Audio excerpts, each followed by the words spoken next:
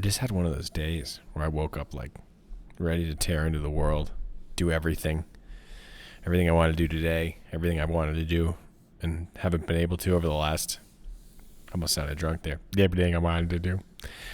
Do everything I've wanted to do over the last, couple months. And then just had a squid day and just kept messing things up. Lost the dog collar at the dog park, went back twice to look for it, couldn't find it. Used one of those little callus shavers, cut my thumb open. Just the way it goes. Spilt the coffee. Forgot this thing, forgot that thing. But I wasn't mad about it today, which was good. That's a good feeling. Even though I woke up super productive, wanted to get a lot done. Got a decent amount done. But man, it screwed up just about everything. And,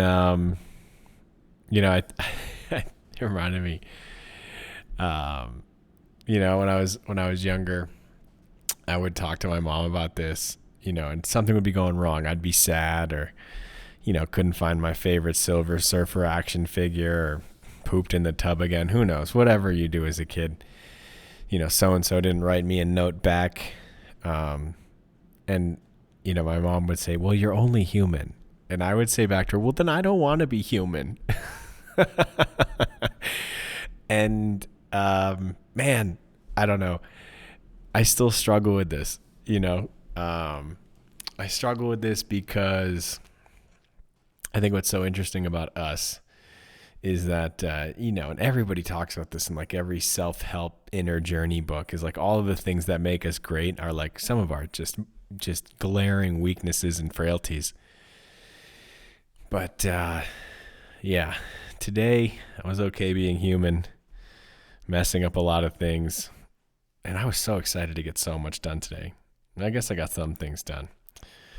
But, if you could be one thing, be Beyonce. Well, not now. Be human.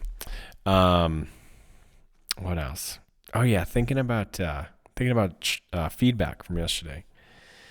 And another thing I was kind of just picking up on in the world was how when we look for or give feedback, we're always so quick to just dissect, what we did wrong and try and analyze that and make it better.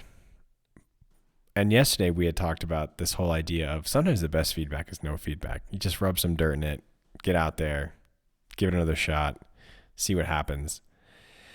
And there are certainly, especially for different people, more productive kinds of feedback, structures of feedback than others. But I do think it is so valuable to know how to analyze what you do well and identify like what leads you to doing something well.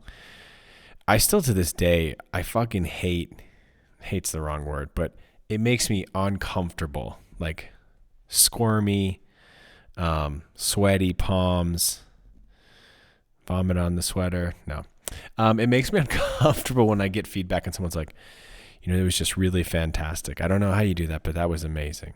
When I get like really effusive praise, it almost never happens. I probably don't even need to talk about this, but God, that makes me uncomfortable because there are moments when I'm like, oh crap, I don't know how I did what I just did. Maybe it was the luck of the draw, which happens, and that's okay too.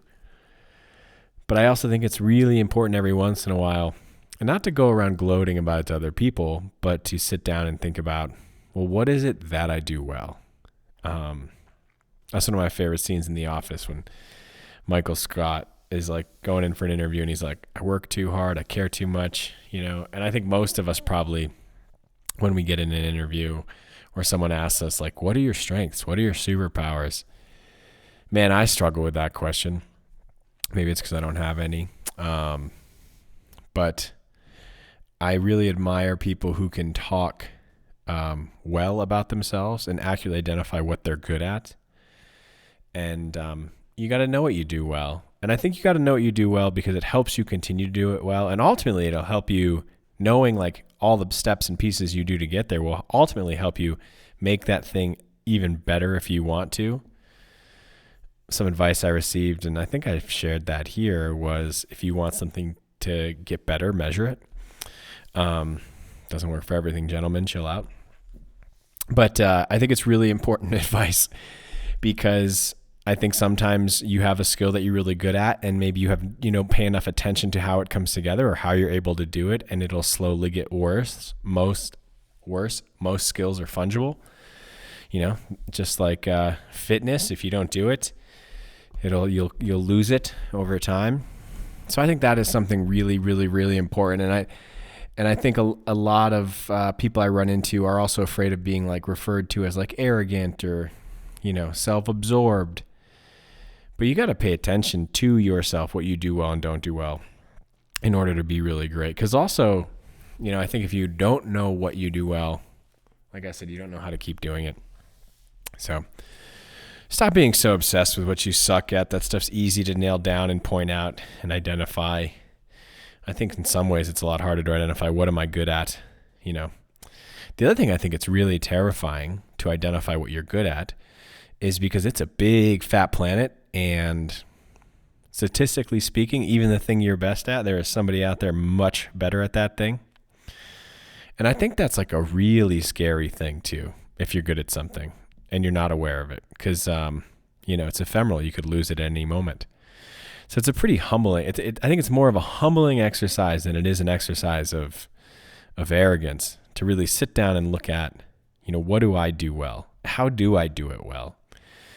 And again, like I said, the other part of the fear of that is if you start analyzing that and you look at something you do well or others, appreciate or point out that you do well, then all of a sudden you're like, well, holy crap, I have no clue how the hell I do that. That's also a scary place to be because, you never, if that's the case, you never know when you'll be able to pull another rabbit out of the hat.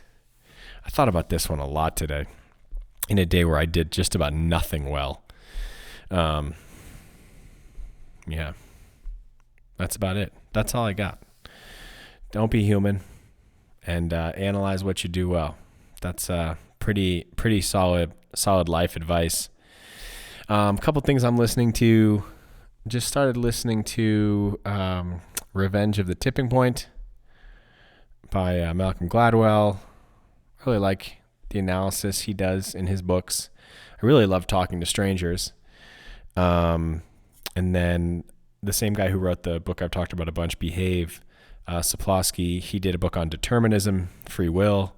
I'm going to crack that open, which I'm excited about. It's kind of one of my favorite topics to like read about and think about.